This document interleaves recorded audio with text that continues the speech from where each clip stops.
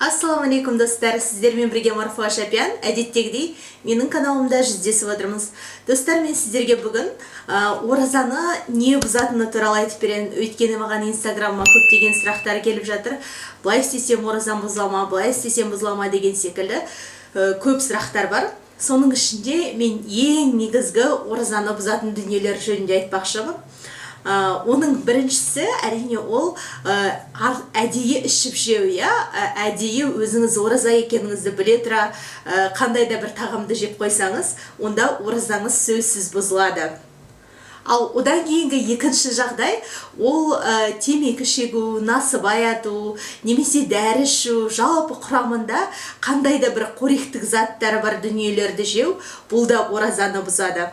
Ал үшінші оразаны бұзатын дүние бұл жаңбыр немесе қардың тамшысы аузыңызға түсіп, сіз оны жұтып қойып жатсаңыз, міне ондай жағдайда да ораза бұзылады. Өйткені пайғамбарымыз саллаллаху алейхи айтқаны бар, жалпы ораза ол жаңағы ішке кірген нәрсе, ішке кірген дүниелер ол оразаны бұзады, ал сыртқа шыққан дүние ол бұзбайды.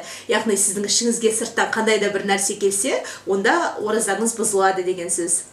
Ал төртінші жағдай бұл ерлі-зайыптылардың жақындасуы, яғни ораза уақытында ауыз берік кезде, мысалы жаңағы таң намазынан бастап кешкі ақшам намазына дейін жақындасуға болмайды. Егер сіз әдейілеп жақындасып қойсаңыз, онда оразаңыз сөзсіз бұзылады. Ал одан кейінгі бесінші жағдай ол жалпы қоректік заттарды себепсіз жеп қою, бұл да оразаны бұзады. Мысалы, тамақтан да бөлек кейбір бір қоректік дүниелер бар ғой, немесе кейбір адамдар мысалы система салдырып алады, өзіне күш қуат беретін, энергиясын толтыратын деген сияқты, немесе бір тамақтың орнына деген сияқты. Міне ондай дүниелерде оразаны бұзады. Мен сіздерге оразаны бұзатын 5 дүние туралы айттым. Жалпы бұл егер сіздер осы бесеуінің біреуін жасап қойған болсаңыздар, онда тек қана қарызын өтемейсіздер, кейін кафарат өтеуге тура келеді. Өйткені сізде әдейілеп бұзған болып саналасыз да, әдейілеп бұзған жағдайда кафарат дегеніміз бұл 60 күн үзбей ораза ұстауыңыз керек болады бір күн үшін.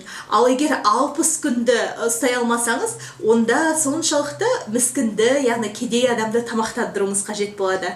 Сондықтан Алла тағала сіздердің оразаларыңызды бұзбай, бір көркем, кәміл түрде ұстауды нәсіп етсін. Рамазан айы мүбәрәк болсын тағы да. Егер сіздерде қандай да бір сұрақтар туындап жатса, осы видеоның астына комментарийде жазыңыздар. Каналыма жазылып, лайк басып, пікір жазуды ұмытпаңыздар. Мына төменде көрсетілген инстаграмыма да жазылып қойыңыздар. Ол жақта да түрлі ақпараттармен бөлісіп отырамын. Каналымда келесі кездескенше аман сау болыңыздар.